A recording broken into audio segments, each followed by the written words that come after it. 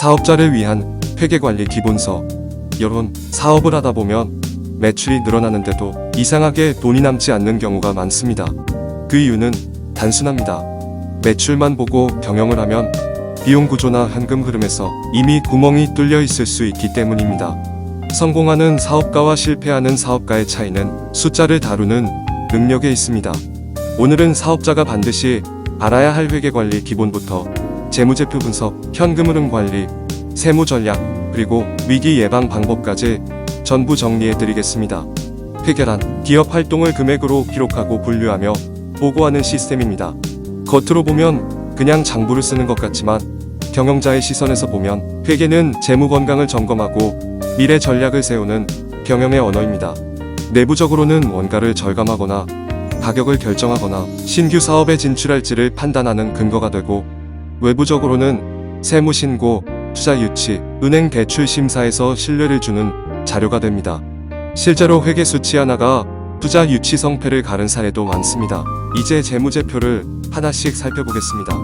첫째, 손익계산서는 일정 기간 동안 기업이 얼마나 효율적으로 돈을 벌었는지를 보여줍니다. 매출에서 매출원가를 뺀 매출총이익, 그리고 판관비를 뺀 영업이익, 세금을 반영한 순이익까지 내려가면서 매출총이익률, 영업이익률, 순이익률 같은 지표를 확인할 수 있습니다. 예를 들어 매출이 5억인데 원가가 3억이라면 총이익은 2억입니다. 여기서 판관비로 1억 8천만 원을 썼다면 영업이익은 2천만 원, 영업이익률은 4%가 됩니다. 이 수치가 너무 낮다면 가격 전략이나 원가 구조를 다시 점검해야 한다는 신호입니다. 둘째, 재무상태표는 특정 시점의 자산, 부채, 자본 현황을 보여줍니다. 공식은 자산은 부채와 자본의 합이라는 단순한 구조입니다. 여기서 중요한 건 부채 비율과 유동 비율입니다.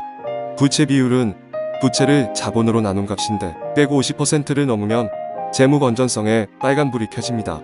유동 비율은 유동자산을 유동부채로 나눈 값으로 100% 미만이면 단기 자금 경색 가능성이 큽니다. 예를 들어 자산이 10억인데 재고가 4억이고 유동자산이 3억, 유동부채가 5억이라면 유동비율이 60%에 불과해 위험 신호입니다. 셋째, 현금 흐름표는 실제 현금이 어떻게 들어오고 나갔는지를 보여줍니다. 영업활동 현금 흐름은 본업에서 현금이 창출되는지 확인하고, 투자활동 현금 흐름은 설비 투자나 매각 같은 활동을, 재무활동 현금 흐름은 대출과 증자 같은 자금 조달 내역을 담습니다. 흑자 도산의 대표적인 경우는 매출과 이익은 흑자인데 외상 매출 회수가 늦어 급여를 지급하지 못하고 쓰러지는 경우입니다. 회계를 다룰 때 꼭 지켜야 할 원칙도 있습니다. 발생주의는 거래가 실제로 일어난 시점에 기록하는 방식입니다.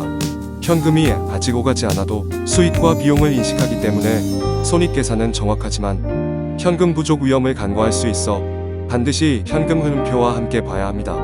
비용과 수익, 대응의 원칙은 매출이 발생한 시점에 관련 비용도 함께 반영하는 것입니다. 예를 들어 3월에 판매한 제품의 광고비는 3월 매출에 대응시켜야 합니다. 보수주의 원칙은 매출과 이익은 확실할 때만 장부에 반영하고 손실과 비용은 예상되면 즉시 반영하는 것입니다. 중요성 원칙은 금액과 영향이 큰 항목은 반드시 세부적으로 구분해 기록해야 한다는 뜻입니다. 이제 사업자가 실무에서 회계를 관리하는 7단계를 말씀드리겠습니다. 첫째, 사업용 통장과 카드를 완전히 분리해야 합니다. 개인 생활비와 사업 경비를 섞으면 나중에 세무조사에서 비용이 불인정될 수 있습니다. 둘째, 모든 거래에 대한 증빙을 확보해야 합니다. 세금 계산서, 영수증, 계약서를 빠짐없이 모으는 습관이 중요합니다. 셋째, 월별 손익 리포트를 작성해 매출, 비용, 이익률 변동을 분석하세요. 3개월 이상 적자가 이어진다면 구조 개선이 필요하다는 신호입니다. 넷째, 현금 흐름을 상시 모니터링하세요. 최소 3개월치 운영 자금을 확보해야 하고 외상 매출이나 재고 자산이 과도하면 현금 흐름이 나빠집니다. 다섯째, 재무 비율을 관리하세요. 자기 자본이익률과 총 자산이익률은 투자 효율성과 자산 활용도를 보여줍니다. 여섯째, 세무 일정을 반드시 관리하세요.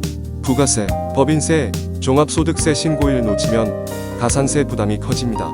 마지막으로 분기별로 재무 분석을 해서 매출 구조, 비용 구조, 이익률 추세를 확인하고 계절성에 맞춰 재고와 마케팅 계획을 조정하세요. 회계는 리스크 관리에도 핵심적인 역할을 합니다.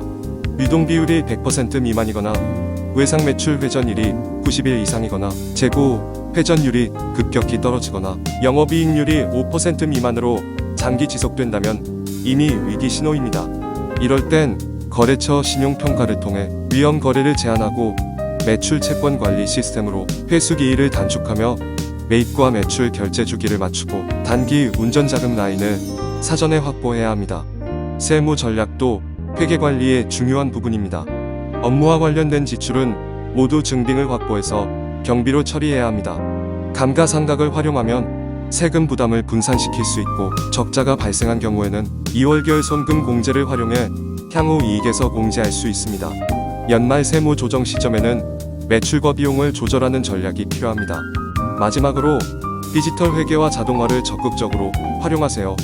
ERP나 회계 프로그램, 예를 들어 버존, 이카운트, 퀵북스 같은 시스템을 사용하면 도스, 은행, 카드사와 연동해서 거래가 자동으로 장부에 반영됩니다.